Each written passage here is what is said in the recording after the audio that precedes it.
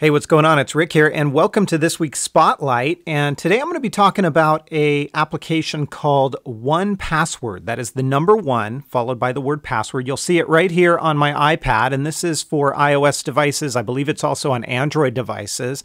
I will call out that normally, at least the iOS version of this app is going to cost you about $18, somewhere right around there. But as of right now, and I don't know how long this is going to stand true, it's actually free, so it's a good time to get it.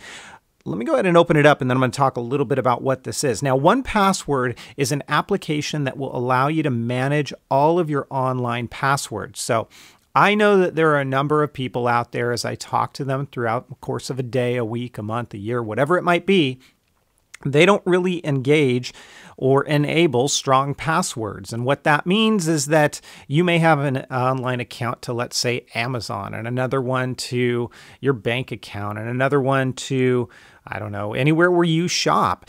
And people are just going about with weak passwords, passwords that are guessable, passwords that are shared across sites. And the problem with that is that if an account gets hacked, or a site gets hacked, people now have access to a password that maybe you share across all sites. Well, what 1Password does for you is it gives you the ability to create all these unique passwords, store them securely on your phone, your iOS device, things like that, and it makes it a little bit more efficient, makes it stronger for your own security. So you'll see I've loaded it up on my iPad. You can either sync an existing vault or create a new vault. Now, this does sync up into the cloud if you want it to. I choose not to do that. I choose to keep this on just one of my devices, and therefore it's always just localized to that device. It never goes out to the internet. So I'm going to say create a new vault. And basically what it does is it asks you for a master password. And so that basically is going to allow you into this app. So I'm going to see if I can actually do a real simple password. I've never tried this before. So I'm going to say 123.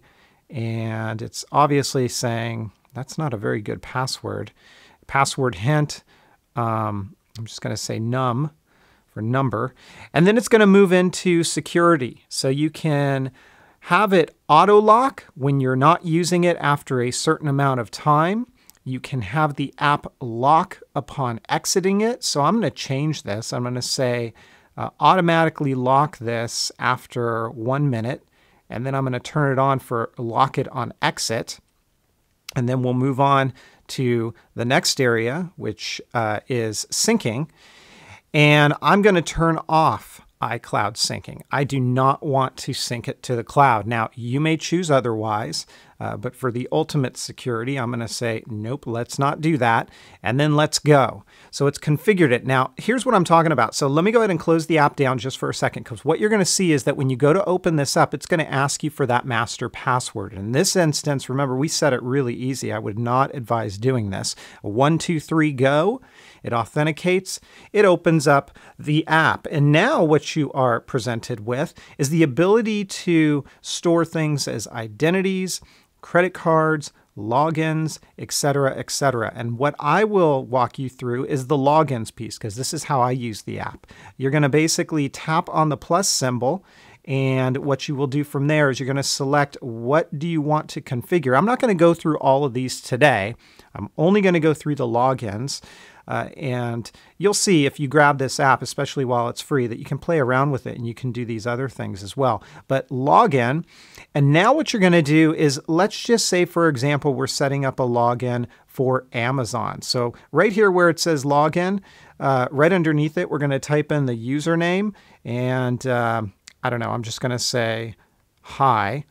And then what we're going to do up here is where I tapped on login, you can type in whatever you want to call this. I'll say Amazon, and we'll return on that. Let me hide the keyboard for a minute. Now, here's where the password comes in. You can see that we can show a password recipe. So this is where it gets unique. If you tap on show password recipe, you can basically say how many digits do you want in the password? How many symbols do you want in the password? Do you want to avoid ambiguity? Do you want to allow repeats? And do you want to allow it to be copied to the clipboard if for say you want to get out of this app and paste it in. Now this app does have its own web browser, so that if you choose to go to these sites within the web browser, it'll auto-populate the information for you, but you may not want to do that. So I'll leave it as copy to clipboard. You can change your length. Right now it's set to 12, but you can see I can pop it up and it'll go to 15. It'll go all the way up to 30. On the other end, it'll go all the way down to 4. So let's put it at like, I don't know, 14.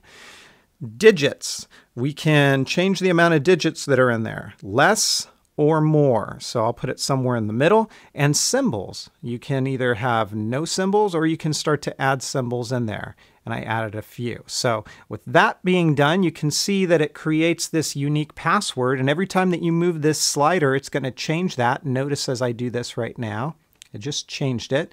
I'll just up it again. And then if I go to website, we're going to type in, remember this is Amazon, so www.amazon.com.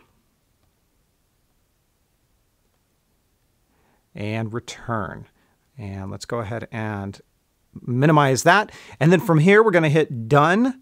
And what you will notice is that right under here, under our vault for logins, if I tap on that, there's Amazon.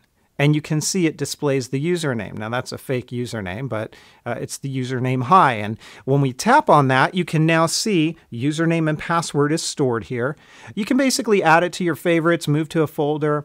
You can share the login if you wanted to. You can also tap on the password and you can copy it so you can paste it elsewhere, or you can reveal it so you can see what that password is. Now remember I said it has a web browser built into it as well. So if you tap on the website, it's going to open up the web browser for you and it will auto-populate when you go to log in with the login information. I'm going to go ahead and exit out of that for now.